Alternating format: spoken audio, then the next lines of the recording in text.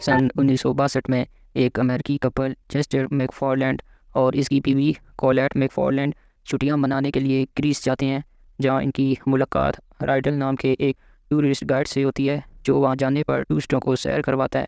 Rydal के बारे में मज़ीद बात करें तो राइडल टूर गाइड होने के साथ साथ एक फ्रॉड भी है, जो टूरिस्टों को लूटने में माहिर होता है और इसलिए ये चेस्टर और इसकी बीवी को लूटने का प्लान बनाता है। राइडल ने वहाँ के बाज़ारों में घुमाता है और बातों ही बातों में चेस्टर का ज़्यादा पैसा खर्च करवा रहा होता है। खैर, शॉपिंग पूरी करने के बाद चेस्टर राइडल को अपने साथ डिनर पर इनवाइट करता है।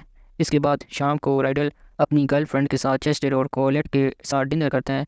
तो राइडल को पता चलता है कि चेस्टर ब्रोकर है जो लोगों के पैसे इन्वेस्ट करवाता है, लेकिन चेस्टर भी एक फ्रॉडिया ही होता है जो लोगों को स्कैन करके अपनी लाइफ चला रहा होता है। डिनर करने के बाद ये लोग अपने होटल में वापस लौट आते हैं। वहीं दूसरी तरफ राइडल जब अपनी गर्लफ्रेंड के साथ वापस घर लौट रहा होता है तो उसे टैक्सी की बैक सीट पर कॉलेट का ब्रेसलेट नज़र आता है। तो वो जल्दी से टैक्सी को वापस होटल की तरफ ले जाने लगता है। वहीं होटल में चेस्टर और कॉलेट का रोमांस चल रहा होता है कि इसी दौरान चेस्टर के कमरे के बाहर डोर नॉक होता है और चेस्टर के दरवाज़ा खोलने पर वो आदमी अंदर आ जाता है। तो चेस्टर को समझ नहीं आता कि ये आदमी आखिर कौन है। तो वो आदमी बताता है कि मैं प्राइवेट जासूस हूँ और मुझे पता है कि तुम न्यूयॉर्क में एक प्राइवेट इन्वेस्टमेंट फॉर्म चलाते हो और तुमने काफ़ी सारे लोगों का पैसा भी खाया है, जिस बात से हमारे क्लाइंट ज़रा भी खुश नहीं हैं। इसलिए अब तुम्हारे पास अब दो ही ऑप्शन है, या तो तुम इनका पैसा लौटा दो या तो फिर इस अंजाम के लिए तैयार हो जाओ। लेकिन चेस्टर भी मौका देकर इस एजेंट पर हमला कर देता है, जिससे इस जासूस की वहीं मौत हो जाती है। तो चेस्टर अपनी बीवी को बताते हैं कि ये आदमी अंदर फिसल गया था। इसके बाद चेस्टर जब इस जासूस की लाश को इसके कमरे में ले जा रहा होता है, तभी राइडल भी होटल में आ जाता है, जो इसे जासूस की बॉडी के साथ देख लेता है। जिसके बाद चेस्टर राइडल को सारी बात बताता है कि मैंने काफ़ी लोगों का पैसा उधार ले रखा था, तो उन्होंने मेरे पीछे ये आदमी लगा दिया जो मुझे गन पॉइंट पर लेकर थ्रेट करने लगा, तो मैंने अपनी हिफाजत में इसे नॉकआउट कर दिया है। अब चेस्टर इस होटल से भागने के लिए राइडल से मदद मांगता है, जिस पर राइडल कॉलेट के लिए राज़ी हो जाता है। इसके बाद ये पीछे के रास्ते से ये होटल छोड़ देते हैं, लेकिन बाद में इन्हें पता चलता है कि ये जल्दबाजी में होटल से साइन आउट भी नहीं किया और अपने पासपोर्ट भी वहीं छोड़ आए थे। जिसके बाद राइडल अपने एक दोस्त की मदद से इनके लिए जाली पासपोर्ट का बंदोबस्त करता है और साथ में इनके जाली दस्तावेज़ात भी बनवाता है।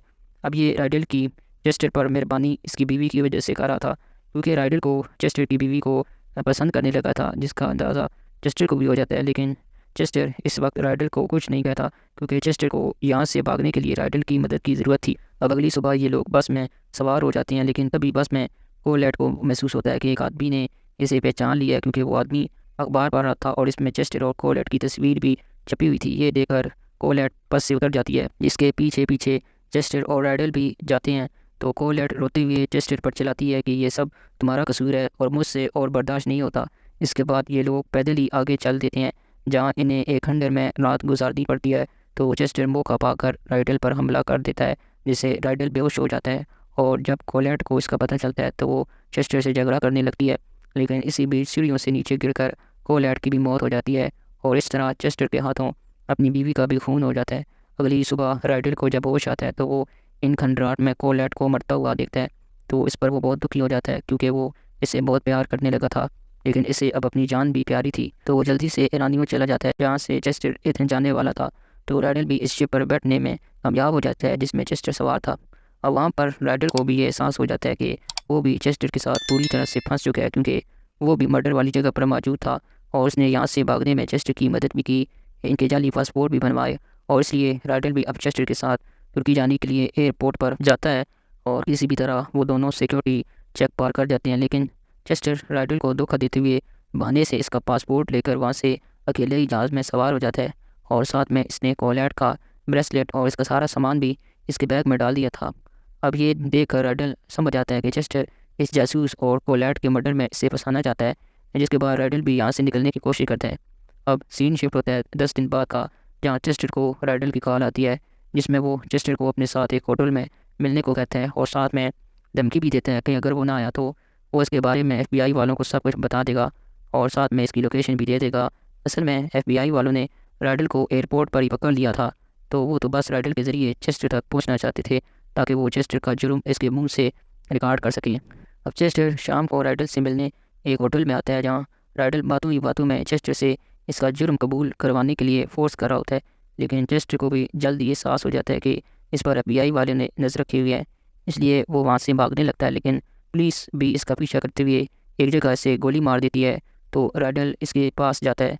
तो चेस्टर मरने से पहले अपना जुर्म कबूल कर लेता है और राइडल का इससे कोई लेना देना नहीं है, इसे तो बस मैंने मोहरा बनाया था। ये सुनकर राइडल रोने लगता है, जिसके बाद अथॉरिटी राइडल को बेगुनाह मानकर इसे छोड़ देती है। फिल्म के आखिर में राइडल को लैंड का ब्रेसलेट वो राइडल की कब्र पर रख देते हैं और इसी के साथ ये फिल्म यहीं पर ख़त्म हो जाती है।